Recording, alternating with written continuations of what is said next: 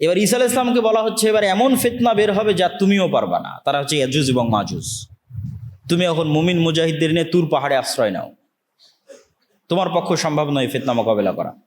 তো ইয়াজুজ মাজুজও আদমের সন্তান, দাজ্জালও আদমের সন্তান, ঈসা আলাইহিস সালাম আদমের সন্তান। দাজ্জালও কোনো দেশের নাম দাজ্জাল নয়, কোনো এআই চ্যাট জিপিটি কোনো টেকনোলজির নাম দাজ্জাল নয়। দাজ্জাল মানুষ, আদমের সন্তান, এবং ইয়াজুজ মাজুজও মানুষ, আদমের সন্তান। ইয়াজুজ মাজুজের সংখ্যাধিক্যের পরিমাণ বুঝতে হলে রাসূল সাল্লাল্লাহু আলাইহি ওয়াসাল্লামের একটা সহিহ হাদিস মাথায় রাখতে হবে। আল্লাহ নবী বললেন আদম সন্তানের প্রত্যেক 1000-এ 999 জন জাহান্নামী। তো সাহাবীরা দুশ্চিন্তায় পড়ে গেলেন যে 1000-এ যদি 999 জন জাহান্নামী হয় তাহলে তো আমরাও মানে আমাদের জান্নাতে যাওয়ার সম্ভাবনা কোথায়? তাহলে রিস্ক তো ভয়ঙ্কর, ভয়াবহ রিস্ক। 999, 1000-এ 999 জন, একজন মাত্র জান্নাতে। তো রাসূল সাল্লাল্লাহু আলাইহি ওয়াসাল্লাম বলেন দুশ্চিন্তার কিছু নয়, এই 999 জনের অধিকাংশই ইয়াজুজ মাজুজ। তাহলে 999 জনের কতজন ইয়াজুজ মাজুজ তা রাসূল সাল্লাল্লাহু আলাইহি ওয়াসাল্লাম বলেননি। যদি 900 জন ইয়াজুজ মাজুজ হয় 999-এর, তাহলেও আদম থেকে নিয়ে কিয়ামত পর্যন্ত যা মানুষ আসবে তার অন্তত 900 গুণ হতে হবে ইয়াজুজ মাজুজকে। এখনকার পৃথিবীর 600 কোটি মানুষের 900 গুণ, এ কথা বলিনি। আদম থেকে নিয়ে কিয়ামত পর্যন্ত যা মানুষ তার অন্তত 900 গুণ না হলে কেমনে 1000-এ 999-এর 900টা ইয়াজুজ মাজুজ হবে জাহান্নামে? তাহলে ইয়াজুজ মাজুজের সংখ্যা কত? তাহলে এত বিশাল ইয়াজুজ মাজুজ কোথায় আছে, আর দাজ্জাল কোথায় আছে? এই বিশ্বাস মজবুত করার জন্য কয়েকটা জিনিস মাথায় রাখতে হবে। এক, আল্লাহ সুবহানাহু ওয়া তাআলা মানুষকে অনেক সীমাবদ্ধ শক্তি দিয়ে সৃষ্টি করেছে, এবং এটা আজকের বিজ্ঞানও স্বীকার করে। ডার্ক এনার্জি এবং ডার্ক ম্যাটার যে কেউ সার্চ দিলে দেখতে পাবে যে পৃথিবীর 2%ও মানুষ দেখতে পায় না, অনেক কম, 2 থেকে 5% মানুষ দেখতে পায়, বাকি 95%ই অদৃশ্য। আসমান এবং জমিনের মধ্যে যা কিছু আছে এটা বিজ্ঞান দাবি করতেছে। তো তারা নাম দিয়েছে ডার্ক ম্যাটার, ডার্ক এনার্জি। এবং বিজ্ঞান বলতেছে ডাইমেনশন, যে এক ডাইমেনশনের জিনিস আর এক ডাইমেনশনে থাকা জিনিসকে দেখতে পাবে না। তো জিন এবং ফেরেশতাকে আল্লাহ সুবহানাহু ওয়া তাআলা যেভাবে অদৃশ্য রেখেছেন সেভাবে অদৃশ্য রাখতে পারেন। এটা যেমন যৌক্তিক। বর্তমান পৃথিবীর সবই যে মানুষ জেনে নিয়েছে এটাও ভুল কথা।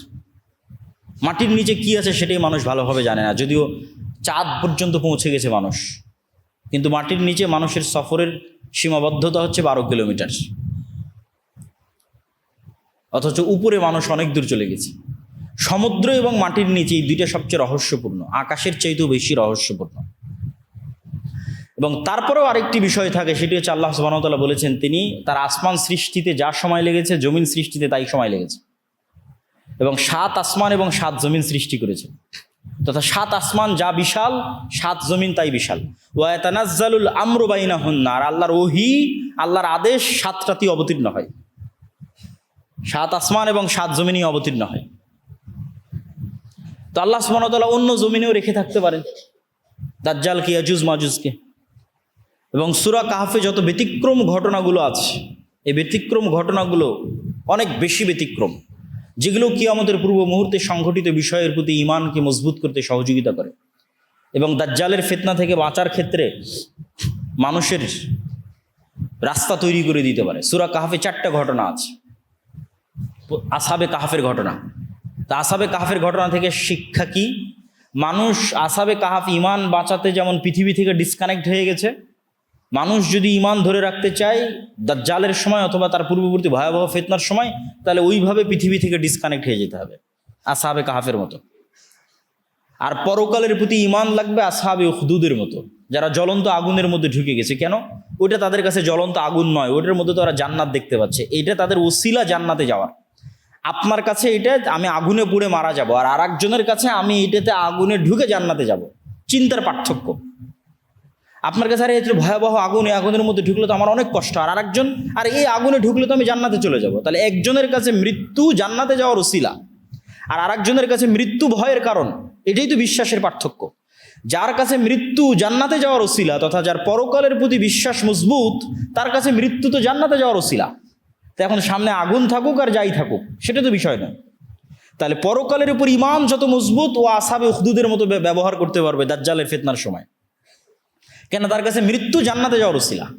আর যার পরকালের উপর ঈমান নাই, দুনিয়ায় যার কাছে সবকিছু, অবৈধ 1 টাকার প্রতিও যার লোভ আছে, অবৈধ 1 টাকার উপরে যার লোভ আছে তার পক্ষে দাজ্জালের ফিতনা থেকে বেঁচে থাকা সম্ভব নয়। আল্লাহ সুবহানাহু ওয়া তাআলা খিজিরকে যেভাবে অদৃশ্য রেখেছেন অথবা অদৃশ্য রাখতে পেরেছিলেন, যদি খিজির মারা গিয়ে থাকে, কেন কোরআন এবং হাদিসে কোনো উল্লেখ নাই যে খিজির মারা গেছেন কিনা, না জীবিত আছেন, আল্লাহু আ'লাম। তো সেভাবে আল্লাহ দাজ্জালকে অদৃশ্য রাখতে পারেন, সেভাবে আল্লাহ সুবহানাহু ওয়া তাআলা ইয়াজুজ মাজুজকে অদৃশ্য রাখতে পারেন। এই জন্য অনেক কিছুই শিক্ষা আছে সূরা কাহফের মধ্যে। আর সূরা কাহফের মধ্যে সবচেয়ে যেটা ব্যতিক্রম ঘটনা, 2 ভাই বাগানওয়ালা, ওমা আযুন্নুস সাআহ, আমি মনে করি না যে কিয়ামত কায়েম হবে। এই জন্য বলেছি ইসলামের সারমর্ম তাওহীদ আর কিয়ামত। সে বিশ্বাস করে না যে কিয়ামত হবে, ওটাকেই আল্লাহ সুবহানাহু ওয়া তাআলা সূরা কাহফের মধ্যে শিরক হিসেবে উল্লেখ করছেন। যে এক ভাই বিশ্বাস করে না কিয়ামত হবে, তখন আরেকজন বলতেছে আমি আল্লাহর সাথে শরীক করা থেকে পরিত্রাণ চাই। তো যাক, সূরা কাহফের উপর আরেকদিন বিস্তারিত আলোচনা করা যাবে। আমরা বক্তব্যের সারমর্ম এবং সংক্ষিপ্ত অবস্থার মধ্যে চলে আসি। তো এই পুরো ঘটনা কিয়ামতের পূর্ব মুহূর্তে সংঘটিত ফিতনাগুলো থেকে আমাদের জন্য শিক্ষা কি? আমাদের জন্য 2টা শিক্ষা। 1, কবে হবে, কখন হবে, এইটার পিছনে পড়ে থাকা, এইটা কখনো কোরআন এবং হাদিসের দিক নির্দেশনা নয়। কেন দিক নির্দেশনা নয়? প্রত্যেক মানুষের মৃত্যুই তো তার কিয়ামত। তাহলে কখন ঈসা আলাইহিস সালাম আসবে, কখন দাজ্জাল আসবে, কখন ইমাম মাহদি আসবে, এটার আগেই তো আপনার কিয়ামত হয়ে যাচ্ছে, আপনার মৃত্যু। কিয়ামত মানে কি? আপনি পরকালকে দেখবেন। তো মৃত্যুর পরেই তো মানুষ পরকালকে দেখে ফেলে। মৃত্যুর মাধ্যমে সে বারজাকি জগতে জাহান্নামও দেখে ফেলে, জান্নাতও দেখে ফেলে। হয় পাখি হিসেবে জান্নাতে উড়ে, আর না হলে তার কবর বরাবর জাহান্নামের দরজা খুলে দেওয়া হয়তো, সব তো দেখেই নিল। ফেরেশতা জিজ্ঞাসাবাদ করে, তো পরকাল তোর দেখাই শেষ। তাহলে কিয়ামত ঘটা পর্যন্ত অপেক্ষা করতে হচ্ছে না তো, ঈসা আলাইহিস সালাম ইমাম মাহদি আসা পর্যন্ত অপেক্ষা করতে হচ্ছে না তো, আপনার মৃত্যুই তো আপনার কিয়ামত। এটা হলো 1 নম্বর পয়েন্ট। 2 নম্বর পয়েন্ট, ইমাম মাহদি আসলে, ঈসা আলাইহিস সালাম আসলে, দাজ্জাল আসলে নতুন কোরআন আসবে নাকি, নতুন নবী আসবে নাকি, নতুন হাদিস তৈরি হবে নাকি? না, নতুন কোরআনও আসবে না, নতুন হাদিসও হবে না।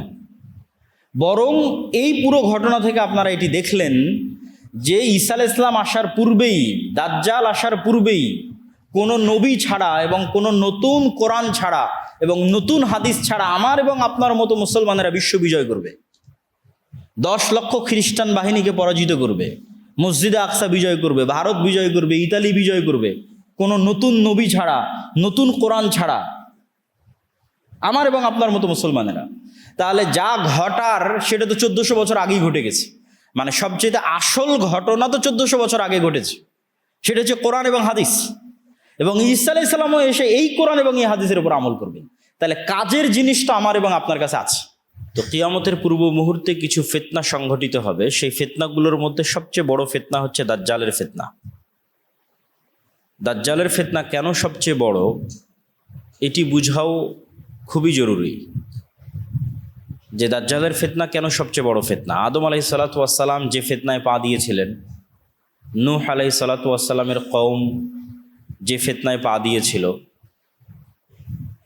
লূত আলাইহিসসালাতু ওয়াসসালামের কওম যে ফিতনায় নিপতিত হয়েছিল, আদ সামুদ থেকে শুরু করে ফেরাউন নমরুদ থেকে শুরু করে পৃথিবীতে যত ফিতনা এসেছে তার মধ্যে সবচেয়ে বড় এবং সবচেয়ে ভয়ঙ্কর ও ভয়াবহ ফিতনা হচ্ছে দাজ্জালের ফিতনা।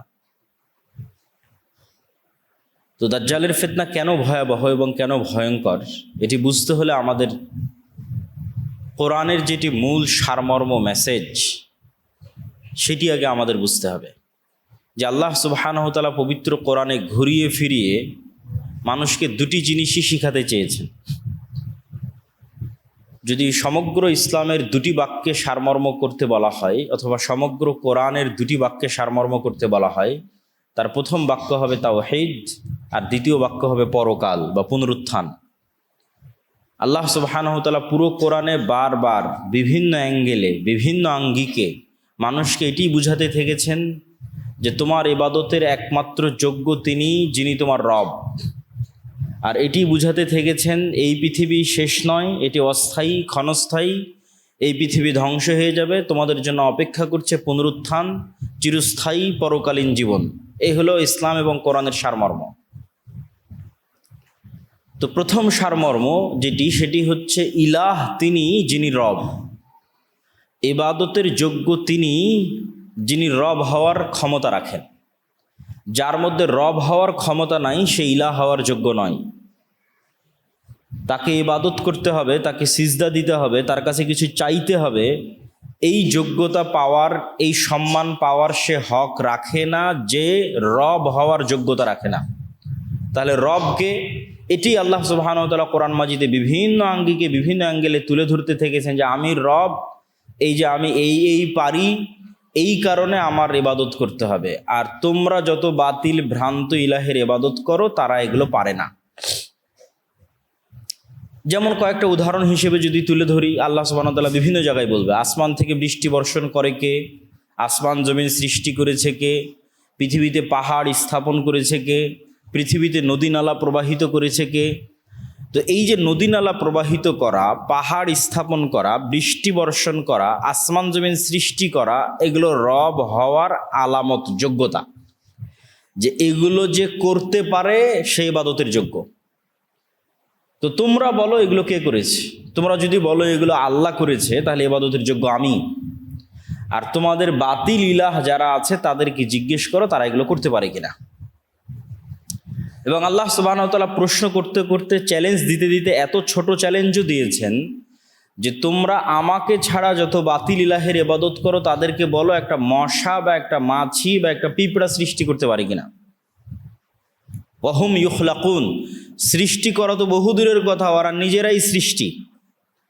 সেটা ঈসা আলাইহিস সালাম হোক, সেটা ঈসা আলাইহিস সালামের মা মারিয়াম আলাইহিস সালাম হোক, সেটা শাহজালাল শাহপরান হোক, সেটা মা কালী মা দুর্গা হোক, সেটা পৃথিবীতে আর যত কিছুর মানুষ ইবাদত করছে যেটি হোক না কেন, তাদের কারো একটি মশা, একটি মাছি, একটি পিঁপড়া সৃষ্টি করার সমপরিমাণ যোগ্যতা নাই, বরং তারাই সৃষ্টিজীব।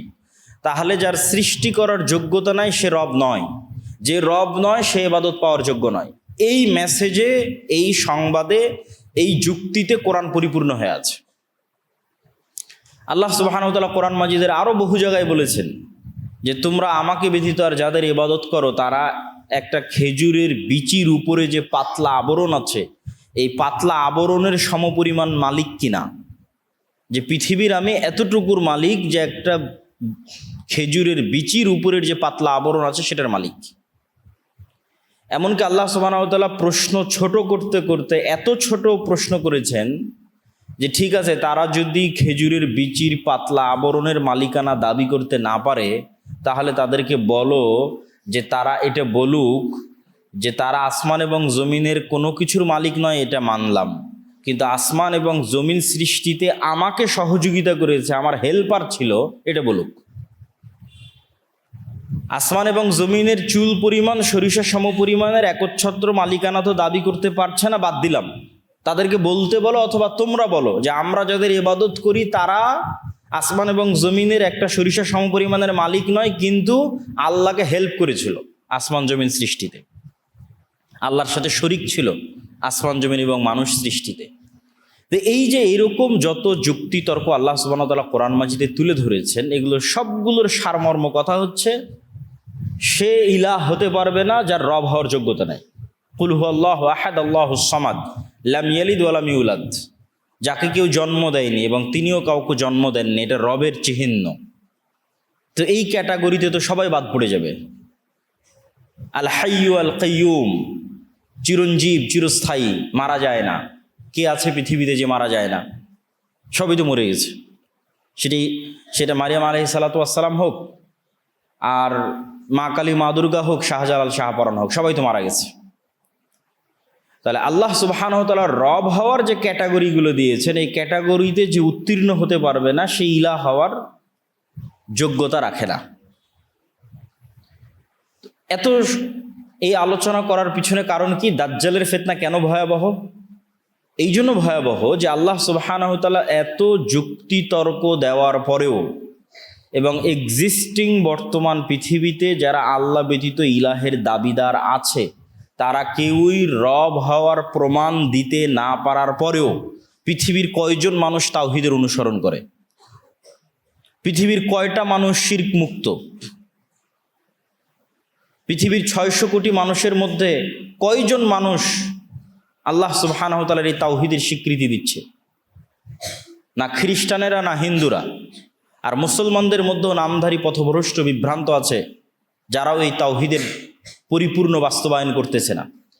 তাহলে রব হওয়ার যোগ্যতা প্রমাণ না দিতে পারার পরেও পৃথিবীর মানুষ বাতিল ইলাহের ইবাদত করতেছে, অথচ তারা রব হওয়ার প্রমাণ দিতে পারেনি। তাহলে সেই দিন কি হবে মানুষের, যেই দিন এমন বাতিল ইলাহের দাবিদার আসবে যে রব হওয়ারও প্রমাণ দিবে? সে তো দাজ্জাল। দাজ্জালের ফিতনা কেন ভয়াবহ? রব হওয়ার প্রমাণ দিতে না পারার পরেও পৃথিবীর লক্ষ লক্ষ কোটি কোটি মানুষ, পৃথিবীর 90% মানুষ বাতিল ইলাহের ইবাদত করতেছে, অথচ তারা রব হওয়ার প্রমাণ দিতে পারেনি। তাহলে পৃথিবীর মানুষের কি হবে যেই দিন দাজ্জাল রব হওয়ার প্রমাণ দিবে? বলবে কোরআনে তো আল্লাহ সুবহানাহু ওয়া তাআলা বলেছে আসমান থেকে বৃষ্টি কে বর্ষণ করে? আমি দাজ্জাল, আমি আসমান থেকে বৃষ্টি বর্ষণ করছি। তাই এবার রব হওয়ার প্রমাণ দিয়ে দিল। ফেরাউনও যে প্রমাণ দিতে পারেনি, নমরুদও যে প্রমাণ দিতে পারেনি, যে প্রমাণ যত বাতিল ইলাহের ইবাদত করা হচ্ছে কেউ দিতে পারেনি, সেই প্রমাণ তো দাজ্জাল দিয়ে দিবে, রব হওয়ার প্রমাণ দিবে। তার আদেশে আসমান বৃষ্টি বর্ষণ করবে, তার আদেশে জমিন ফসল উৎপাদন করবে, এমনকি তার আদেশে আল্লাহ সুবহানাহু ওয়া তাআলার অনুমতিতে মৃতকেও জীবিত করতে পারবে।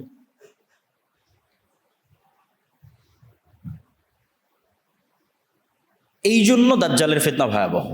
তাহলে কোরআনের এত যুক্তি তর্কের পরেও দুনিয়াতে এক্সিস্টিং বাতিল ইলাহরা কেউ রবের প্রমাণ দিতে না পারার পরেও পৃথিবীর 90% মানুষ বাতিল ইলাহের ইবাদত করতেছে। তাহলে যেদিন দাজ্জাল এসে রব হওয়ার প্রমাণ দিবে সেদিন কয়জন মানুষ ঈমান ধরে রাখবে? এই জন্য এটা পৃথিবীর সবচেয়ে বড় ভয়াবহ ফিতনা। হ্যাঁ, এই ফিতনা থেকে বাঁচতে পারবে কারা? ওই যে দুইটা সারমর্ম বলেছি, ওই দুই সারমর্মের উপরই এই ফিতনা থেকে বাঁচা নির্ভর করে। একটা সারমর্ম বলেছি তাওহীদের বিশ্বাস যাদের মজবুত, আর 2 নম্বর পরকাল এবং পুনরুত্থানের উপর যাদের বিশ্বাস মজবুত। পরকাল এবং পুনরুত্থানের উপর বিশ্বাস মজবুত ছাড়া পৃথিবীর কোনো ফিতনা থেকে বাঁচা সম্ভব নয়।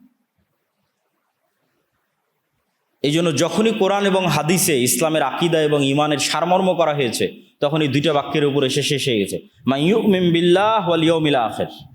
দুইটা বাক্য, যে আল্লাহর উপর ঈমান রাখে, পরকালের উপর ঈমান রাখে। এই দুইটা বাক্যের উপরই মানুষের ফিতনা থেকে মুক্তি নির্ভর করে।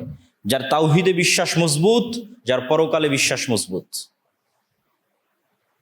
যদিও পরকাল অতি বাস্তব এবং পরকাল এত কঠিন নয়, পুনরুত্থান এত কঠিন নয় আমরা যত কঠিন মনে করি। আমি শুধু পুনরুত্থানের উপর একটা ছোট্ট কথা বলে বক্তব্যের সামনের দিকে এগিয়ে যাব, যে পুনরুত্থান কেন সহজ। আমাদের সামনে এবং চারিদিকে যত গাছ আমরা দেখতে পাই, এই উদাহরণ আল্লাহই কোরআনে দিয়েছে, আমি জাস্ট সহজ ভাষায় বুঝাচ্ছি। যত গাছ আমরা দেখতে পাই, এই গাছ মানুষের চেয়ে জীবন্ত নয়। গাছ তো কথা বলতে পারে না, হ্যাঁ গাছের জীবন আছে, এক লেভেলের এক মাত্রার জীবন, কিন্তু মানুষের জীবন তো আরো ভার্সাটাইল, আরো ব্যাপক। মানুষ বেশি জীবন্ত গাছের তুলনায়।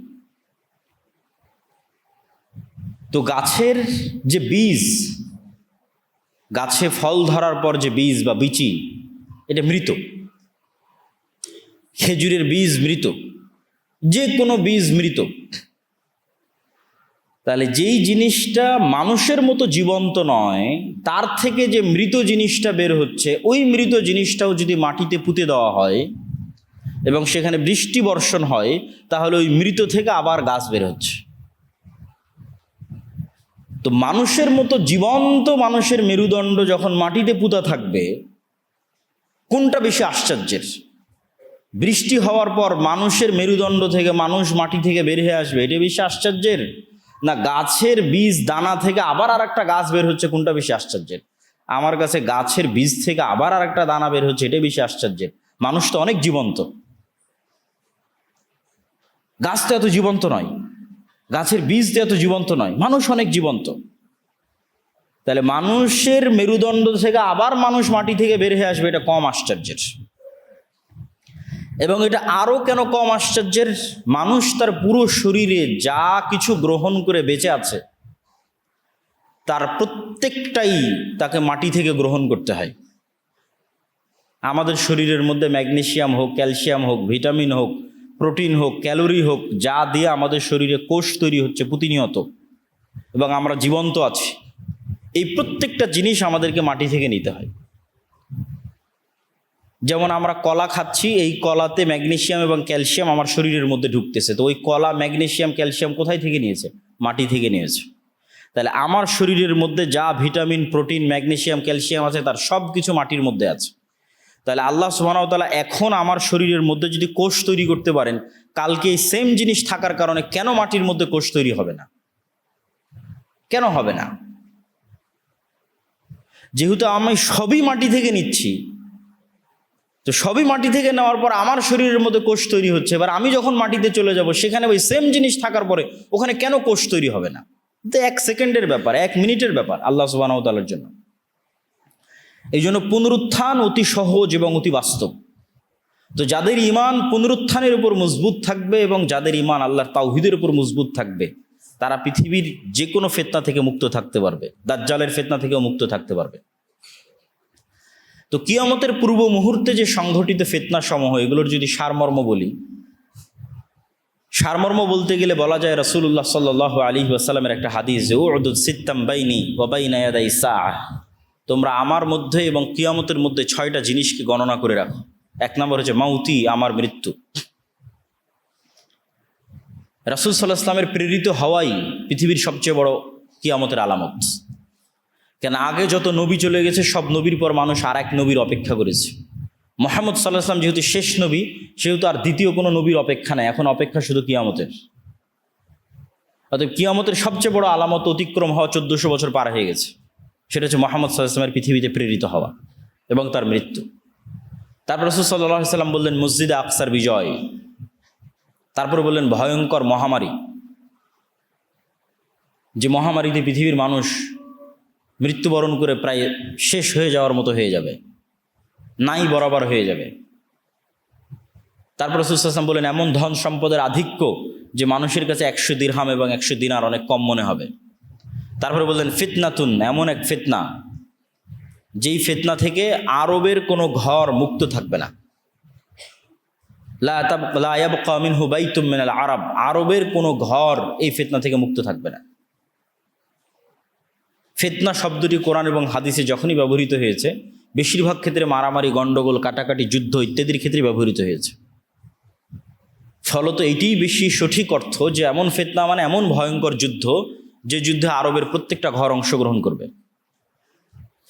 তারপর রাসূল সাল্লাল্লাহু আলাইহি ওয়াসাল্লাম বলেন হুদনাতুন বাইনাকুম ওয়া বাইনার রোম, একটা চুক্তি হবে, যে চুক্তি তোমাদের এবং রোমানদের মধ্যে হবে। রোমান কারা, এটা নিয়ে অনেক মতভেদ আছে। আজকের ইউরোপ রোমান না, আজকের রাশিয়া রোমান না, আজকের আমেরিকা রোমান, কিন্তু মতভেদ থাকলেও এতটুকু নিশ্চিত যে খ্রিস্টানদের সাথে মুসলমানদের একটা চুক্তি হবে। সেটা আমেরিকার খ্রিস্টান না, ইউরোপের খ্রিস্টান না, রাশিয়ার খ্রিস্টান, সেটা মতভেদ থাকতে পারে। যুগের পরিবর্তনে মানুষ এই হাদিসকে এক একভাবে বুঝতে পারে। আজ থেকে 500 বছর আগে একভাবে বুঝতো, যখন ক্রুসেডারদের সাথে যুদ্ধ হতো তখন একভাবে বুঝতো, তখন তো মনে করতো যে হাদিস বাস্তবায়ন হয়েই গেছে। আর এখন হয়তো আমরা আর একভাবে বুঝতেছি। তো খ্রিস্টানদের সাথে মুসলমানদের একটা চুক্তি হবে, তথা আরবের ভয়ঙ্কর গৃহযুদ্ধের ধারাবাহিকতায় খ্রিস্টানদের সাথে মুসলমানদের একটা চুক্তি হবে, যে এই চুক্তির ভিত্তিতে তারা তৃতীয় কোনো শক্তির বিরুদ্ধে যুদ্ধ করবে, এবং সেই তৃতীয় শক্তির বিরুদ্ধে যুদ্ধে ওই তৃতীয় শক্তি পরাজিত হবে। সেই তৃতীয় শক্তি কারা, তাই কোরআন এবং হাদিসে উল্লেখ নাই। সেই তৃতীয় শক্তি ইহুদিরা, সেই তৃতীয় শক্তি হিন্দুরা, সেই তৃতীয় শক্তি চায়নার মতো যারা বুদ্ধিস্ট, তারা, আল্লাহু আলাম। তৃতীয় শক্তির বিরুদ্ধে বিজয়ী হওয়ার পর খ্রিস্টানদের একজন মানুষ ক্রুশকে উঁচিয়ে ধরে বলবে ক্রুশের বিজয় হোক। তখন আর এক মুসলিম উঠে সেটাকে ভেঙে দিবে অথবা ওই ব্যক্তিকে হত্যা করবে। তখন খ্রিস্টান এবং মুসলমানরা মুখোমুখি দাঁড়াবে, আর এটি পৃথিবীর ইতিহাসের সবচেয়ে বড় যুদ্ধ, তথা পৃথিবীর ইতিহাসের সবচেয়ে বড় যুদ্ধ হবে খ্রিস্টান আর মুসলমানদের মধ্যে, যেটার নাম মালহামা, যেটা বাইবেলে এবং অন্যান্য ধর্মগ্রন্থে আর্মাগেড্ডন নামে বলা হয়েছে। এবং পৃথিবীর সব ধর্মের মানুষ একজন মাসিহের অপেক্ষা করতেছে। মাসিহ মানে উদ্ধারকারী, বিপদ থেকে উদ্ধারকারী। মাসিহাদ দাজ্জালও বিপদ থেকে উদ্ধারকারী, ঈসা মাসিহও বিপদ থেকে উদ্ধারকারী, এবং দুইজনের নামেই মাসিহ লাগানো আছে, ঈসা মাসিহ এবং মাসিহাদ দাজ্জাল। কোরআন এবং হাদিসে এই দুইজনের নামে মাসিহ লাগানো আছে, বিপদ থেকে উদ্ধারকারী। একজন মিথ্যা বিপদ থেকে উদ্ধারকারী, আর একজন সত্য বিপদ থেকে উদ্ধারকারী। এই জন্য ইহুদি হোক, খ্রিস্টান হোক, মুসলমান হোক, সবাই কিয়ামতের পূর্ব মুহূর্তে একজন মাসিহের অপেক্ষায়। এবং এই মাসিহকে এবং এই মাসিহাদ দাজ্জালকে খ্রিস্টান এবং ইহুদি ধর্মে অ্যান্টিক্রাইস্ট হিসেবে নামকরণ করা হয়েছে। তো পৃথিবীর ইতিহাসের সবচেয়ে ভয়াবহ যুদ্ধ হবে মুসলমান এবং খ্রিস্টানদের মধ্যে, যেখানে রাসূল সাল্লাল্লাহু আলাইহি ওয়াসাল্লামের হাদিস অনুযায়ী 9,60,000 তথা প্রায় 10 লক্ষের কাছাকাছি সেনাবাহিনী একত্রিত হবে খ্রিস্টানদের, আর মুসলমানদের পক্ষ থেকে সিরিয়া এবং মদিনার তৎকালীন বিশ্বের সবচেয়ে আল্লাহওয়ালা তাকওয়াবান পরহেজগার মানুষরা মদিনা থেকে বেরিয়ে আসবে। আর সিরিয়া এবং মদিনার মুজাহিদরা জোটবদ্ধ অবস্থায় খ্রিস্টানদের বিরুদ্ধে যুদ্ধে অবতীর্ণ হবে। রাসূল সাল্লাল্লাহু আলাইহি ওয়াসাল্লাম যে জায়গাগুলোর কথা বলেছেন এগুলো হচ্ছে বর্তমান সিরিয়া এবং তুরস্কের সীমান্তবর্তী অঞ্চল, আমাক এবং দাবেক। তুরস্ক এবং সিরিয়ার সীমান্তবর্তী অঞ্চলে এই যুদ্ধ হবে এবং হাদিসের বিভিন্ন সূত্র অনুযায়ী এই যুদ্ধ 4 দিন চলবে এবং এই যুদ্ধ এত ভয়াবহ হবে যে আকাশে যদি 1 মাস পাখি উড়ে তাহলে লাশের সারি শেষ করতে পারবে না এবং কোথাও নিরাপদ জায়গা না পাওয়ায় উড়ন্ত অবস্থাতেই মরে পড়ে যাবে লাশের দুর্গন্ধের কারণে। এবং কোনো বংশে 100 জন মানুষ থাকলে 99 জন মারা যাবে, গনিমতের মালে কেউ সন্তুষ্ট হবে না, কেননা কেউ উত্তরসূরি নাই, উত্তরাধিকারী নাই। এগুলো হাদিসের বিভিন্ন রেওয়ায়েতে এসেছে। তো এই যুদ্ধে যখন মুসলমানেরা বিজয়ী হবে তখন পৃথিবীতে মুসলমানদের সামনে দাঁড়ানোর মতো আর কোনো শক্তি অবশিষ্ট থাকবে না, কেন খ্রিস্টানদের সর্বোচ্চ শক্তির বহিঃপ্রকাশ এই যুদ্ধে তারা করে ফেলেছে 10 লক্ষ। ফলত মুসলমানদের সামনে দাঁড়াবে এরকম আর কোনো সেনাবাহিনী তখন পৃথিবীতে অস্তিত্বমান নাই। তো মুসলমানদের এই বিজয় অভিযান কিছু বর্ণনা অনুযায়ী তুরস্কের রাজধানী ইস্তাম্বুল, কিছু বর্ণনা অনুযায়ী ইতালির রাজধানী রোম পর্যন্ত পৌঁছে যাবে, ধারাবাহিক বিজয় অভিযান। এবং তার মধ্যে একটা শহর মুসলমানেরা বিজয় করবে অস্ত্র ছাড়াই, জানিবু মিনহাল বার ওয়া জানিবু মিনহাল বাহার, এমন এক শহর যার একদিকে সমুদ্র এবং একদিকে সমতল। ততদিন পর্যন্ত কিয়ামত হবে না, লা তাকুমুস সাআহ, ততদিন পর্যন্ত কিয়ামত হবে না যতদিন না বানু ইসহাকের 70,000 মানুষ এখানে যুদ্ধ না করেছে। বানু ইসহাক মানে বানু ইসরাইল। তাহলে এই হাদিস থেকে আর একটা সূক্ষ্ম জিনিস বোঝা যায় যে বানু ইসরাইলের অধিকাংশই অথবা আর কেউই ইহুদি নাই, বরং সবাই মুসলমান হয়ে গেছে।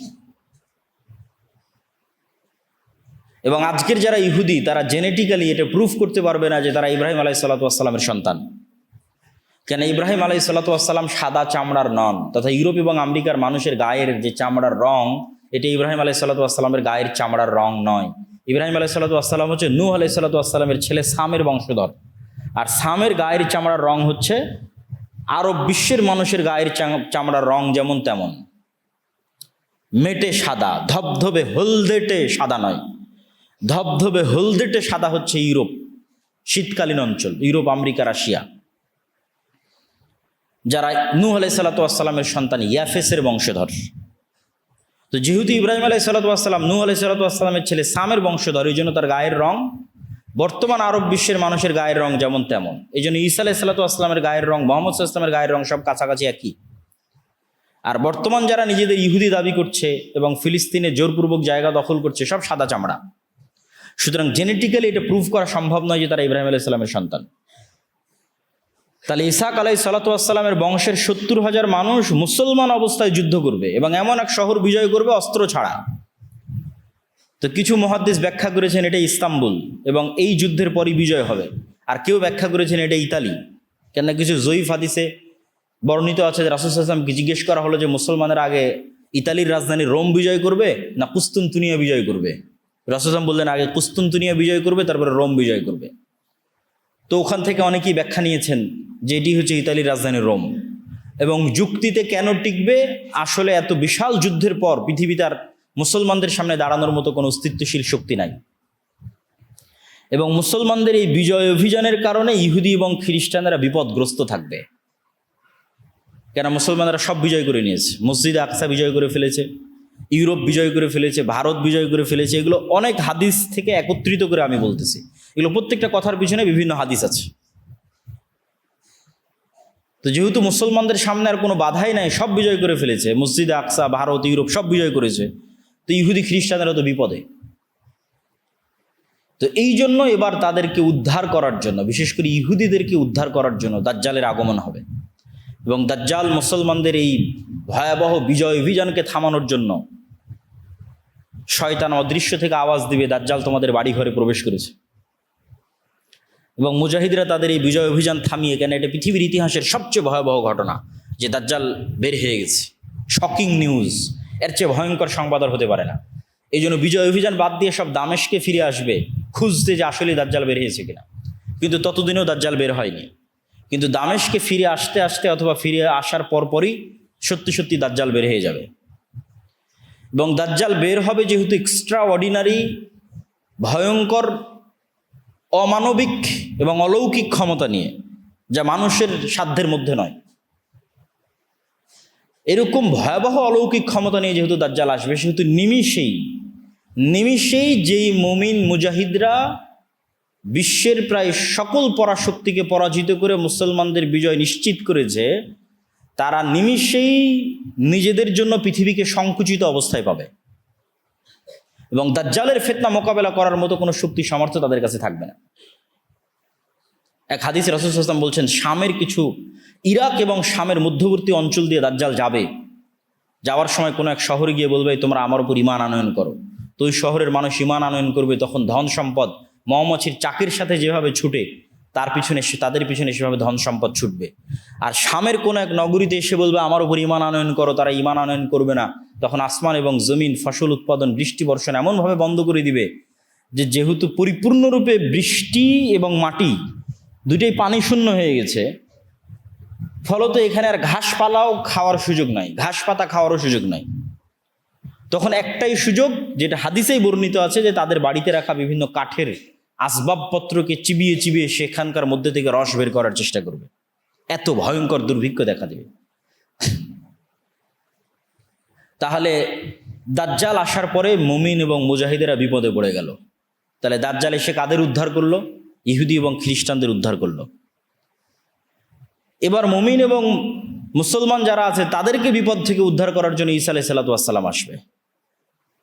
দাজ্জালের 40 দিন অতিক্রম হওয়ার যখন শেষ হবে তখন, এবং ঈসা আলাইহিস সালাতু ওয়াস সালাম আল্লাহর পক্ষ থেকে আরও ব্যাপক অলৌকিক ক্ষমতার সাথে প্রেরিত হবেন, যার অলৌকিক ক্ষমতার বর্ণনা বিভিন্ন হাদিসে এসেছে যে তার নিঃশ্বাসে কাফের মারা যাবে, নিঃশ্বাস যত দূর যাবে কাফের মারা যাবে। দাজ্জালকে হত্যা করতে হবে না, ঈসা আলাইহিস সালামকে দেখলেই লবণের মতো, লবণ যেভাবে পানিতে পড়লে গলে যায় সেভাবে গলে যাবে, কিন্তু তারপরে ঈসা আলাইহিস সালাম তাকে হত্যা করবেন। তো ঈসা আলাইহিস সালাতু ওয়াস সালামের আগমন এবং দাজ্জালের পৃথিবীতে আগমন, এই দুইটাকে অনেক নাস্তিক, অনেক হাদিস অস্বীকারী বিভিন্ন যুক্তিতে অস্বীকার করতে চায়।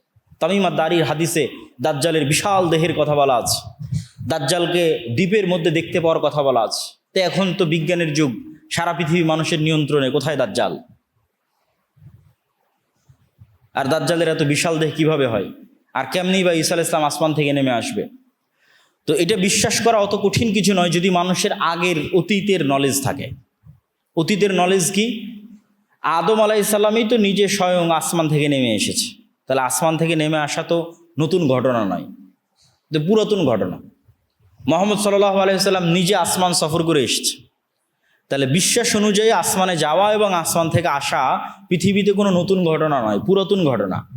যদি নতুন ঘটনা হতো তাহলে বিশ্বাস করতে কষ্ট হওয়া স্বাভাবিক। পুরাতন ঘটনা বিশ্বাস করতে কেন কষ্ট হবে? আদম আলাইহিস সালামকে নিজে যেখানে হাদিসে বলা হচ্ছে তিনি 60 হাত, প্রায় 30-35 মিটার, প্রায় 10 তলা বিল্ডিংয়ের সমান উঁচু। তো আদম আলাইহিস সালাম নিজেই যদি 10 তলা বিল্ডিংয়ের সমান উঁচু হয়, তাহলে তার কোনো সন্তান বৃহৎ দেহের হওয়া এটা তো অস্বাভাবিক কিছু নয়, অসম্ভব কিছু নয়, ইললজিক্যাল কিছু নয়, অবাস্তব কিছু নয়। এবং দাজ্জালকে যখন হত্যা করা হবে তখন আল্লাহ সুবহানাহু ওয়া তাআলা ঈসা আলাইহিস সালামকে বলবে, যেই ফিতনা ওই মুমিন মুজাহিদরা অতিক্রম করতে পারেনি যারা বিশ্ব বিজয় করেছে, সেই ফিতনা বিজয় করলো ঈসা আলাইহিস সালাতু ওয়াস সালাম। এবার ঈসা আলাইহিস সালামকে বলা হচ্ছে এবার এমন ফিতনা বের হবে যা তুমিও পারবা না, তারা হচ্ছে ইয়াজুজ এবং মাজুজ। তুমি এখন মুমিন মুজাহিদদের নিয়ে তুর পাহাড়ে আশ্রয় নাও, তোমার পক্ষে সম্ভব নয় ফিতনা মোকাবেলা করা। তো ইয়াজুজ মাজুজও আদমের সন্তান, দাজ্জালও আদমের সন্তান, ঈসা আলাইহিস সালাতু ওয়াস সালামও আদমের সন্তান। দাজ্জালও কোনো দেশের নাম দাজ্জাল নয়, কোনো AI চ্যাট জিপিটি কোনো টেকনোলজির নাম দাজ্জাল নয়। দাজ্জাল মানুষ, আদমের সন্তান, এবং ইয়াজুজ মাজুজও মানুষ, আদমের সন্তান। ইয়াজুজ মাজুজের সংখ্যাধিক্যের পরিমাণ বুঝতে হলে রাসূল সাল্লাল্লাহু আলাইহি ওয়াসাল্লামের একটা সহিহ হাদিস মাথায় রাখতে হবে। আল্লাহর নবী বললেন, আদম সন্তানের প্রত্যেক 1000-এ 999 জন জাহান্নামী। তো সাহাবীরা দুশ্চিন্তায় পড়ে গেলেন যে 1000-এ যদি 999 জন জাহান্নামী হয়, তাহলে তো আমরাও মানে আমাদের জান্নাতে যাওয়ার সম্ভাবনা কোথায়? তাহলে রিস্ক তো ভয়ঙ্কর, ভয়াবহ রিস্ক। 999, 1000-এ 999 জন, একজন মাত্র জান্নাতে।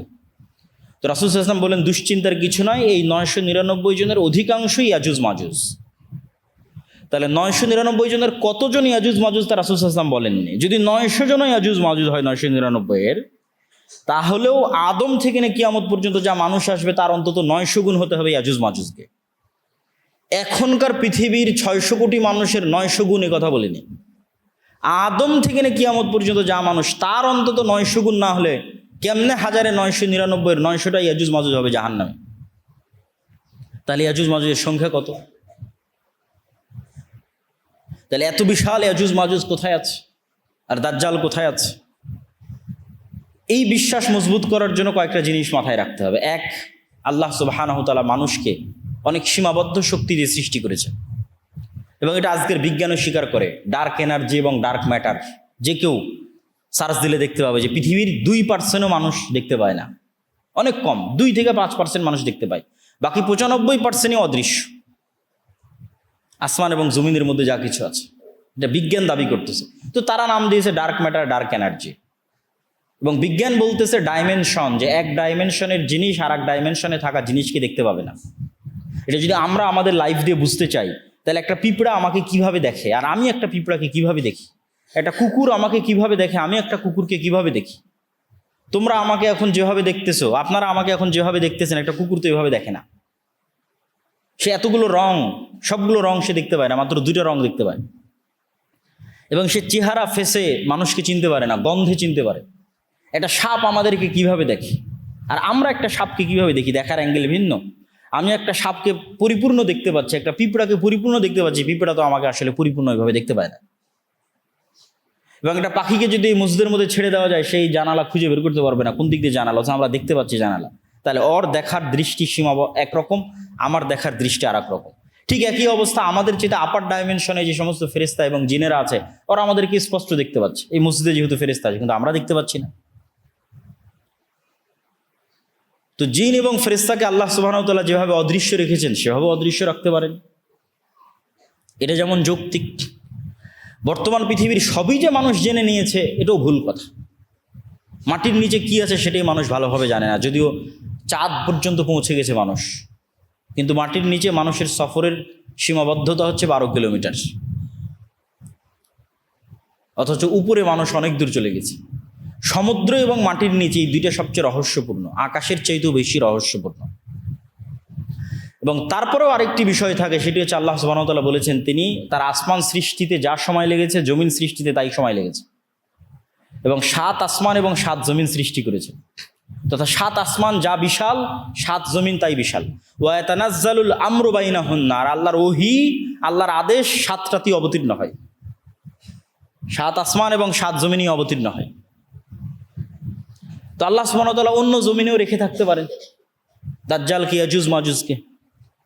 এবং সূরা কাহফে যত ব্যতিক্রম ঘটনাগুলো আছে, এই ব্যতিক্রম ঘটনাগুলো অনেক বেশি ব্যতিক্রম, যেগুলো কিয়ামতের পূর্ব মুহূর্তে সংঘটিত বিষয়ের প্রতি ঈমানকে মজবুত করতে সহযোগিতা করে এবং দাজ্জালের ফিতনা থেকে বাঁচার ক্ষেত্রে মানুষের রাস্তা তৈরি করে দিতে পারে। সূরা কাহফে 4টা ঘটনা আছে। আসহাবে কাহফের ঘটনা, তা আসহাবে কাহফের ঘটনা থেকে শিক্ষা কি?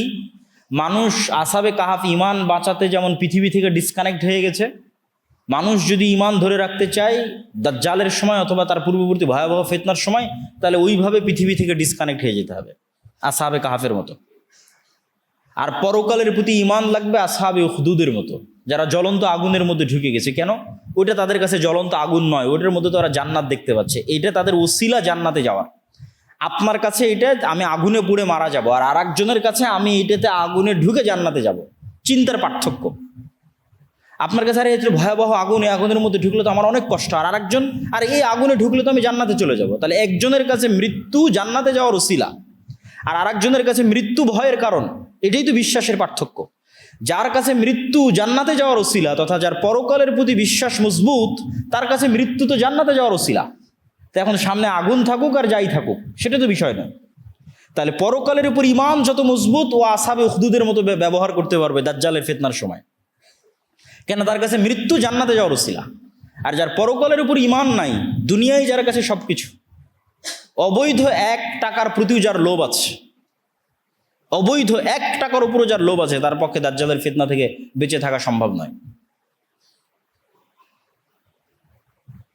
তো আসহাবে কাহফের ঘটনা আছে সূরা কাহফের মধ্যে। তারপরে ঘটনা আছে যুলকারনাইন, ইয়াজুজ মাজুজ। তো ইয়াজুজ মাজুজের ঘটনা তো অতীতে, তাহলে বিশ্বাস করতে কেন কষ্ট হবে? কোরআনে ইয়াজুজ মাজুজকে দেখানো হচ্ছে অতীত একটা ঘটনা হিসেবে, যে যুলকারনাইন সফর করলো, এক এরিয়ায় গেল যেখানে ইয়াজুজ মাজুজ, এবং তাদেরকে আবদ্ধ করে দিল। তাহলে ইয়াজুজ মাজুজের অস্তিত্ব অতীতেই দেখা যাচ্ছে, তো ভবিষ্যতে তো অস্তিত্ব আরো সহজ। অমিন কুল্লে হাদাবি ইয়াংসিলুন, প্রত্যেকটা উঁচু জায়গা থেকে তারা দলে দলে নেমে আসবে, আল্লাহ সুবহানাহু ওয়া তাআলা কোরআন মাজিদে বলেছেন। তারপরের আশ্চর্যের ঘটনা হচ্ছে ঈসা আলাইহিস সালাতু মুসা আলাইহিস সালাতু ওয়াস সালাম এবং খিজির। এটাও সূরা কাহফের মধ্যে, যে আল্লাহ সুবহানাহু ওয়া তাআলা চাইলে বলতে পারতেন, মুসা উমুক শহরে উমুক গ্রামে আমার একজন বান্দা আছে যে তোমার চেয়ে জ্ঞানী। তা না বলে আল্লাহ বললেন, মাছ নাও, ভাজো, মৃত মাছ নিয়ে সমুদ্রের ধার দিয়ে হাঁটতে থাকো, যেখানে মাছ জীবিত হয়ে যাবে সেখানে পাবা। রহস্যপূর্ণ। এবং খিজির আলাইহিস সালাতু ওয়াস সালাম এমন সব ঘটনা ঘটালেন যেগুলো পৃথিবীর ফিজিক্স অনুযায়ী সম্ভব নয়। ভবিষ্যতে কোন বাচ্চা তার বাপ মাকে হত্যা করবে, সেই বাচ্চাকে তিনি অতীতে হত্যা করতেছেন। এ তো টাইম নিয়ে যত মানুষের, আধুনিক যুগে যত মানুষের বিভিন্ন গবেষণা এবং বিশ্লেষণ আছে, এবং টাইম ট্রাভেল, যে সময়ের মধ্যে সফর করা, ভবিষ্যৎ দেখে আসা, অতীতে সমাধান করা, এই ধরনের সব আশ্চর্য ঘটনা খিজির আলাইহিস সালাতু ওয়াস সালাম ঘটাচ্ছে। তো খিজির আলাইহিস সালাতু ওয়াস সালাম এই পৃথিবীরও হতে পারেন, অন্য পৃথিবীরও হতে পারেন। তিনি সালামকে চিনতে আশ্চর্য হচ্ছেন সালাম শুনে, যে জান্নাতের সালাম এখানে কিভাবে, কোন মুসা, দুনিয়ার যে নবী মুসা সেই নবী মুসা। হ্যাঁ, তো পুরো ঘটনার অ্যাঙ্গেলগুলো এবং প্রতিটা পয়েন্ট অনেক আশ্চর্যজনক, এবং শেষ পর্যন্ত বিদায়ও আশ্চর্যজনক। তো এই জন্য সূরা কাহফের প্রত্যেকটা ঘটনাই কিয়ামতের পূর্ব মুহূর্তের সাথে কোনো না কোনোভাবে কানেক্টেড আছে। আল্লাহ সুবহানাহু ওয়া তাআলা খিজিরকে যেভাবে অদৃশ্য রেখেছেন, অথবা অদৃশ্য রাখতে পেরেছিলেন যদি খিজির মারা গিয়ে থাকে, কেন কোরআন এবং হাদিসে কোনো উল্লেখ নাই যে খিজির মারা গেছেন কিনা, না জীবিত আছেন, আল্লাহু আ'লাম। তো সেভাবে আল্লাহ দাজ্জালকে অদৃশ্য রাখতে পারেন, সেভাবে আল্লাহ সুবহানাহু ওয়া তাআলা ইয়াজুজ মাজুজকে অদৃশ্য রাখতে পারেন। এই জন্য অনেক কিছুই শিক্ষা আছে সূরা কাহফের মধ্যে। আর সূরা কাহফের মধ্যে সবচেয়ে যেটা ব্যতিক্রম ঘটনা, 2 ভাই বাগানওয়ালা, ওমা আযুন্নুস সাআহ, আমি মনে করি না যে কিয়ামত কায়েম হবে। এই জন্য বলেছি ইসলামের সারমর্ম তাওহীদ আর কিয়ামত। সে বিশ্বাস করে না যে কিয়ামত হবে, ওটাকেই আল্লাহ সুবহানাহু ওয়া তাআলা সূরা কাহফের মধ্যে শিরক হিসেবে উল্লেখ করছেন। যে এক ভাই বিশ্বাস করে না কিয়ামত হবে, তখন আরেকজন বলতেছে আমি আল্লাহর সাথে শরীক করা থেকে পরিত্রাণ চাই। তো যাক, সূরা কাহফের উপর আরেকদিন বিস্তারিত আলোচনা করা যাবে। আমরা বক্তব্যের সারমর্ম এবং সংক্ষিপ্ত অবস্থার মধ্যে চলে আসি। তো এই পুরো ঘটনা কিয়ামতের পূর্ব মুহূর্তে সংঘটিত ফিতনাগুলো থেকে আমাদের জন্য শিক্ষা কি? আমাদের জন্য 2টা শিক্ষা। এক, কবে হবে, কখন হবে, এইটার পিছনে পড়ে থাকা, এইটা কখনো কোরআন এবং হাদিসের দিক নির্দেশনা নয়। কেন দিক নির্দেশনা নয়? প্রত্যেক মানুষের মৃত্যুই তো তার কিয়ামত। তাহলে কখন ঈসা আলাইহিস সালাম আসবে, কখন দাজ্জাল আসবে, কখন ইমাম মাহদি আসবে, এটার আগেই তো আপনার কিয়ামত হয়ে যাচ্ছে, আপনার মৃত্যু। কিয়ামত মানে কি? আপনি পরকালকে দেখবেন। তো মৃত্যুর পরেই তো মানুষ পরকালকে দেখে ফেলে। মৃত্যুর মাধ্যমে সে বারজাকি জগতে জাহান্নামও দেখে ফেলে, জান্নাতও দেখে ফেলে। হয় পাখি হিসেবে জান্নাতে উড়ে, আর না হলে তার কবর বরাবর জাহান্নামের দরজা খুলে দেওয়া হয়তো, সব তো দেখেই নিল। ফেরেশতা জিজ্ঞাসাবাদ করে, তো পরকাল তো দেখাই শেষ। তাহলে কিয়ামত ঘটা পর্যন্ত অপেক্ষা করতে হচ্ছে না তো, ঈসা আলাইহিস সালাম ইমাম মাহদি আসা পর্যন্ত অপেক্ষা করতে হচ্ছে না তো, আপনার মৃত্যুই তো আপনার কিয়ামত। এটা হলো 1 নম্বর পয়েন্ট। 2 নম্বর পয়েন্ট, ইমাম মাহদি আসলে, ঈসা আলাইহিস সালাম আসলে, দাজ্জাল আসলে নতুন কোরআন আসবে নাকি, নতুন নবী আসবে নাকি, নতুন হাদিস তৈরি হবে নাকি? না, নতুন কোরআনও আসবে না, নতুন হাদিসও হবে না। বরং এই পুরো ঘটনা থেকে আপনারা এটি দেখলেন যে ঈসা আলাইহিস সালাম আসার পূর্বেই, দাজ্জাল আসার পূর্বেই কোনো নবী ছাড়া এবং কোনো নতুন কোরআন ছাড়া এবং নতুন হাদিস ছাড়া আমার এবং আপনার মতো মুসলমানেরা বিশ্ব বিজয় করবে, 10 লক্ষ খ্রিস্টান বাহিনীকে পরাজিত করবে, মসজিদে আকসা বিজয় করবে, ভারত বিজয় করবে, ইতালি বিজয় করবে, কোনো নতুন নবী ছাড়া, নতুন কোরআন ছাড়া, আমার এবং আপনার মতো মুসলমানেরা। তাহলে যা ঘটার সেটা তো 1400 বছর আগেই ঘটে গেছে। মানে সবচেয়ে আসল ঘটনা তো 1400 বছর আগে ঘটেছে, সেটা হচ্ছে কোরআন এবং হাদিস। এবং ঈসা আলাইহিস সালামও এসে এই কোরআন এবং এই হাদিসের উপর আমল করবেন।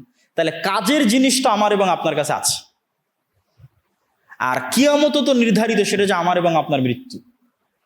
তাহলে কবে ইমাম মাহদি আসবে, সেই দিন সবকিছু হবে, এই অপেক্ষায় বসে থাকা বুদ্ধিমানের? না, যেটা আসল ঘটনা ঘটে গেছে এবং আপনার কাছে আছে, আর আমার এবং আপনার মতো মুসলমানেরা এত বড় বড় বিজয় সম্পূর্ণ করবে, তাহলে আপনি কেন চেষ্টা করবেন না? আর তো নতুন নবীও আসবে না, নতুন কোরআনও আসবে না। তাহলে আমার এবং আপনার জন্য কাজ স্পষ্ট, আমার মৃত্যু, আমার কিয়ামত, আর এই কোরআন এবং এই হাদিসের মাধ্যমে মুসলমানদের বিজয় হবে। এই কোরআন এবং এই হাদিস ফলো করেই কিয়ামতের পূর্ব মুহূর্তে মুসলমানেরা বিজয় করবে, ইমাম মাহদি বিজয় করবে, ঈসা আলাইহিস সালাম বিজয় করবে। সেই কোরআন এবং হাদিস আমাদের কাছে আছে। তাহলে এই কোরআন হাদিসকে সামনে রেখে নিজেদের জীবন গড়া এবং নিজের মৃত্যুর জন্য প্রস্তুতি নেওয়া এবং আল্লাহর দ্বীনকে বিজয় করার চেষ্টা করা, এটি হলো সবচেয়ে বড় অন্যতম মেসেজ আজকের এই বক্তব্য থেকে, শিক্ষা। আর দাজ্জালের ফিতনা থেকে বাঁচার প্রস্তুতি সবসময় থাকতে হবে। কেন? কিয়ামতও যেমন হঠাৎ হবে, দাজ্জালও তেমন হঠাৎ বের হবে, বাগদাতান, হঠাৎ। রাসূল সাল্লাল্লাহু আলাইহি সাল্লামও বলেননি যে না, আমার যুগে দাজ্জাল বের হবে না, এরকম স্পষ্ট বলেননি। ইবনু সাইয়াদের হাদিসগুলো পড়ে দেখতে পারেন। ওমর রাদিয়াল্লাহু তাআলা আনহুকে রাসূল সাল্লাল্লাহু আলাইহি ওয়াসাল্লাম বলছে, এ যদি দাজ্জাল হয় তাহলে একে হত্যা করবে ঈসা আলাইহিস সালাম, আর যদি দাজ্জাল না হয় তাহলে তুমি কেন নিরপরাধ মানুষকে হত্যা করবে? একবার রাসূল সাল্লাল্লাহু আলাইহি ওয়াসাল্লাম বললেন, না রে, আমার যুগে আবার দাজ্জাল বের হয় নাকি? তথা দাজ্জাল যে কোনো মুহূর্তে যে কোনো সময় বের হয়ে যেতে পারে, বাগদাতান, কিয়ামত হঠাৎ হবে। তো দাজ্জালের ফিতনা থেকে বাঁচার জন্য যেমন আল্লাহ সুবহানাহু ওয়া তাআলার কাছে দোয়া করতে হবে, ঠিক তেমনি যেই কারণে আপনি দাজ্জালের ফিতনা থেকে বাঁচবেন, ওই ধরনের দাজ্জালীয় ফিতনা, দাজ্জালুনা কাজ্জাবুনা, আসল দাজ্জালের আগে আরো 30টা দাজ্জালুনা কাজ্জাবুনা বের হবে। তো এই জন্য সত্য মিথ্যার সংমিশ্রণ এবং মুসলমানদের উপর বিপদ আসতেই থাকবে। এই জন্য ইমানের পরীক্ষায় ওই সেম জিনিসগুলোই কাজে দিবে। তাওহীদ, পুনরুত্থানের উপর মজবুত বিশ্বাস, আল্লাহর উপর মজবুত বিশ্বাস, পুনরুত্থানের উপর মজবুত বিশ্বাস। এবং বিশ্বাসকে মজবুত করার জন্যই আমাদের যে সংক্ষিপ্ত একটা লেখনী আছে, আল্লাহর পথে যাত্রা, এটি শুধু এই উদ্দেশ্যেই লেখা। মানুষ যত বেশি কোরআনের সাথে কানেক্টেড হবে, যত বেশি হাদিসের সাথে কানেক্টেড হবে, যত বেশি তাদের ইমানকে মজবুত করবে, আল্লাহর প্রতি ইমানকে এবং পুনরুত্থান, আবার যে আল্লাহ তাদেরকে সৃষ্টি করবেন, এটির উপর মানুষের ইমান যত মজবুত হবে, মানুষ তত দুনিয়ার ফিতনা থেকে বেঁচে থাকতে পারবে। আল্লাহ সুবহানাহু ওয়া তাআলা আমাদের তৌফিক দান করুক, আল্লাহুম্মা আমিন। তারপর রাসূল সাল্লাল্লাহু আলাইহি ওয়াসাল্লাম বললেন, মসজিদে আকসা বিজয় হবে। তারপরে বললেন, এমন এক ভয়ঙ্কর মহামারী দেখা দিবে, গরু, ছাগল, মুরগির পালে মহামারী দেখা দিলে যেমন একটাও বাঁচে না, মানুষের অবস্থা সেরকম হবে। তারপরে বললেন, এমন ধন সম্পদের আধিক্যতা দেখা দিবে যে 100 দিনারকেও মানুষ অল্প মনে করবে। তারপরে বললেন, এমন এক ফিতনা প্রকাশ পাবে যা আরবের প্রত্যেকটা ঘরে প্রবেশ করবে। তারপরে বললেন, তোমাদের মধ্যে এবং রোমানদের মধ্যে একটি চুক্তি হবে। এই প্রত্যেকটা কথারই বিভিন্ন ব্যাখ্যা আছে, যেহেতু এগুলো গায়েবের খবর, অবশ্যই হবে, কিন্তু কোনটা আল্লাহ সুবহানাহু ওয়া তাআলা ভালো জানে, হবেই হবে। ওই দুই মহামারী, কোন দুই মহামারী আল্লাহ ভালো জানে। সাহাবীর অসংখ্য বড় বড় মহামারীকে মনে করেছেন এটি সেই মহামারী। সামনেও আরো বড় ভয়ঙ্কর মহামারী আসতে পারে, সেটিও হতে পারে। আর ফিতনা, আরবের প্রতিটি ঘরের মধ্যে ফিতনা প্রবেশ করবে, এটির দ্বারা যুদ্ধ, বিগ্রহ, মারামারি, গণ্ডগোল উদ্দেশ্য নেওয়াই অন্যান্য হাদিসের সামঞ্জস্য অনুযায়ী বেশি মিল রাখে। কেন রাসূল সাল্লাল্লাহু আলাইহি ওয়াসাল্লাম অন্য হাদিসগুলোতে বলেছেন, অচিরেই ফোরাত নদীর মধ্যে থেকে এমন এক স্বর্ণের পাহাড় বের হবে যেটা নিয়ে সারা আরব যুদ্ধে জড়িয়ে পড়বে, ভয়ঙ্কর যুদ্ধ। তো এমন এক ফিতনা, যে ফিতনা আরবের প্রতিটা ঘরে যুক্ত হবে, সেটা এইরকম যুদ্ধ, বিগ্রহ, গৃহযুদ্ধ, মারামারি, গণ্ডগোল, এই টাইপ কিছু।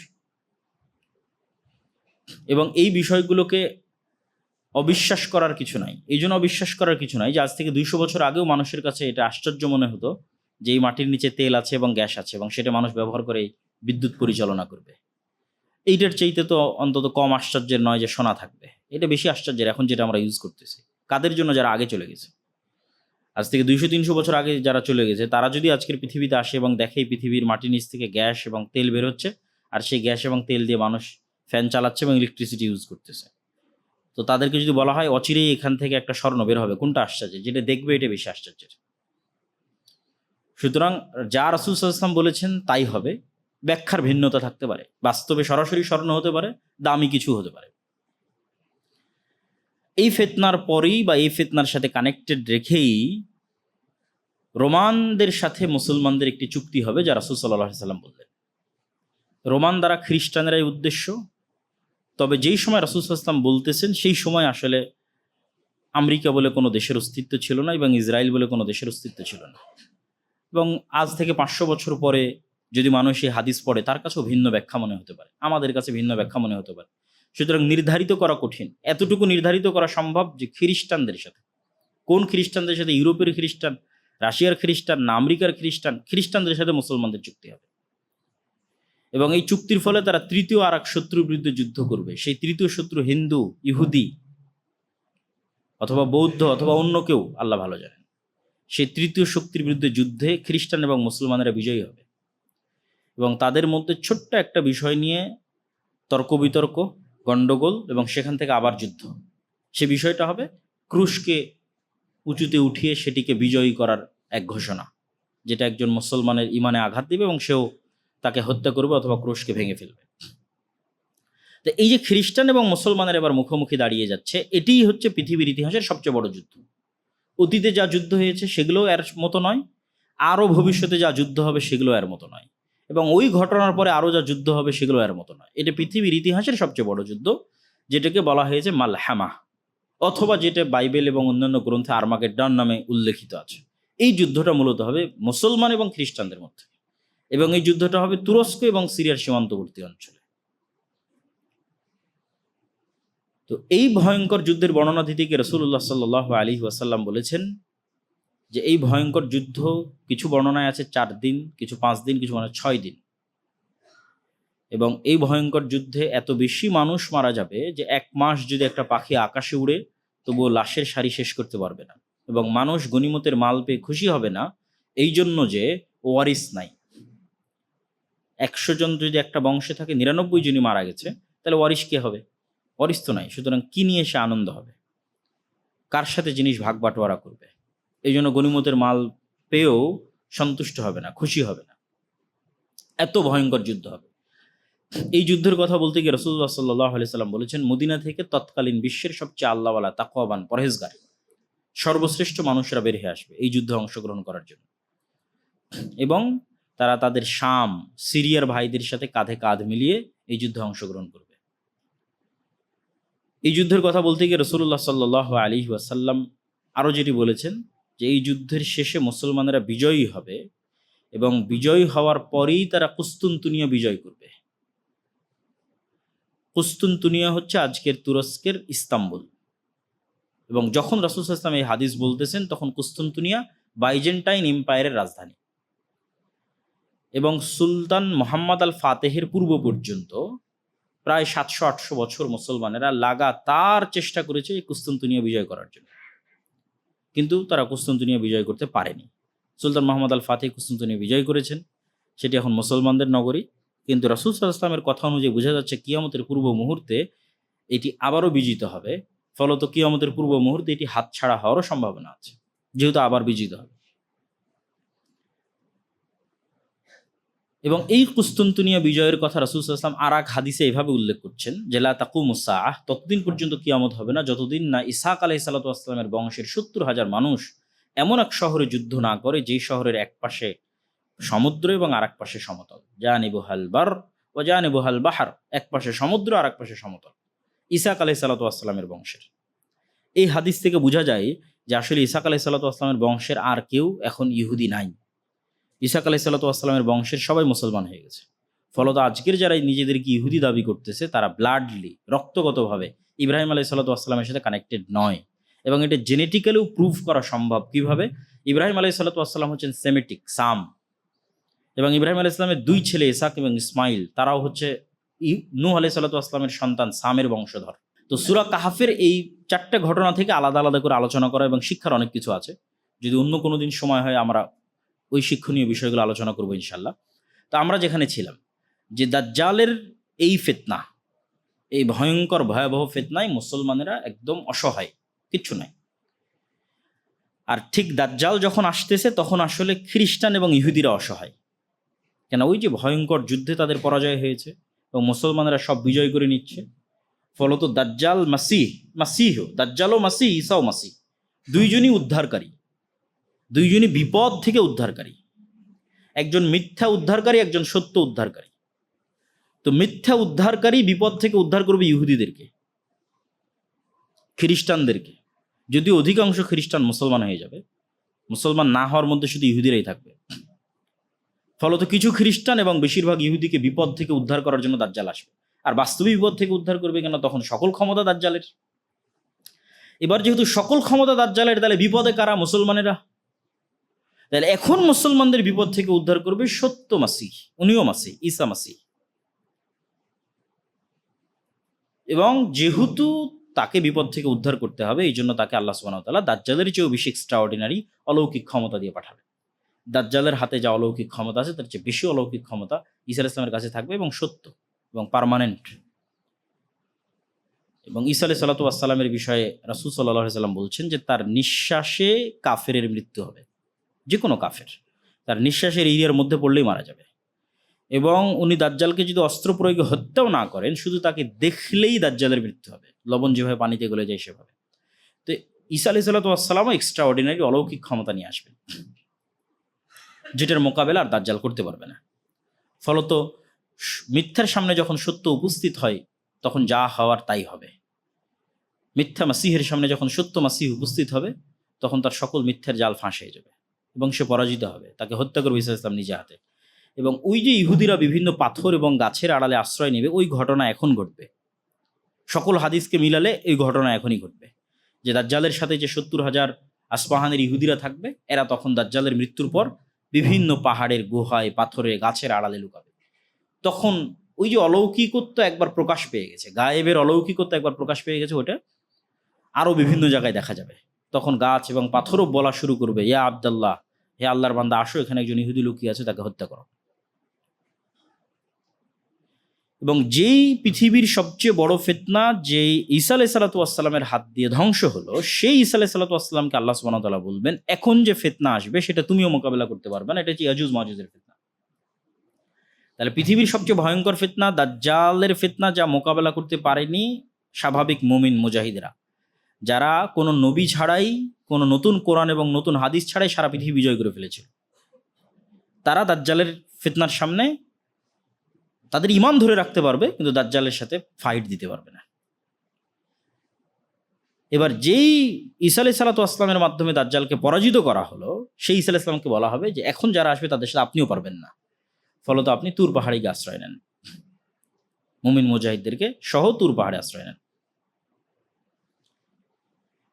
এবং ইয়াজুজ মাজুজের সংখ্যাধিক্যের কথা বলতে গিয়ে রাসূলুল্লাহ সাল্লাল্লাহু আলাইহি সাল্লাম বলেছেন, এটা সহিহ হাদিস, যে বনু আদমের প্রতি 1999 জন জাহান্নামে, আদমের সন্তানের প্রত্যেক 1999 জাহান্নামে। এই হাদিস শুনে সাহাবায়ে কেরাম অত্যন্ত ভীত সন্ত্রস্ত হয়ে গেলেন, যে প্রতি 1999 মানে আমরা কেউ তাহলে আর জান্নাতে যেতে পারতেছি না, সম্ভব নয়। তখন রাসূল সাল্লাল্লাহু আলাইহি ওয়াসাল্লাম তাদেরকে আশ্বস্ত করলেন যে এই 999 জন জাহান্নামে যাবে, এর অধিকাংশ, এখানে আর পরিমাণ বলেননি, এর অধিকাংশ ইয়াজুজের মাজুজের বংশধর, তথা ইয়াজুজ মাজুজ আদমের সন্তান, দাজ্জাল আদমের সন্তান। দাজ্জাল মানে কোনো দেশ, কোনো প্রযুক্তি, এআই, চ্যাটজিপিটি, আমেরিকা না, দাজ্জাল মানুষ এবং আদমের সন্তান। ইয়াজুজ মাজুজ মানুষ এবং আদমের সন্তান। তো যদি আমরা 999 না ধরি, 900 ধরি, যে অধিকাংশ মানে 900 ধরেন, এমনি এক্সাম্পল, ফর এক্সাম্পল, এক্সাক্ট কত আল্লাহ ভালো জানে, তাহলে আদম থেকে না কিয়ামত পর্যন্ত যা মানুষ এসেছে, ইয়াজুজ মাজুজকে তার 900 গুণ হতে হবে।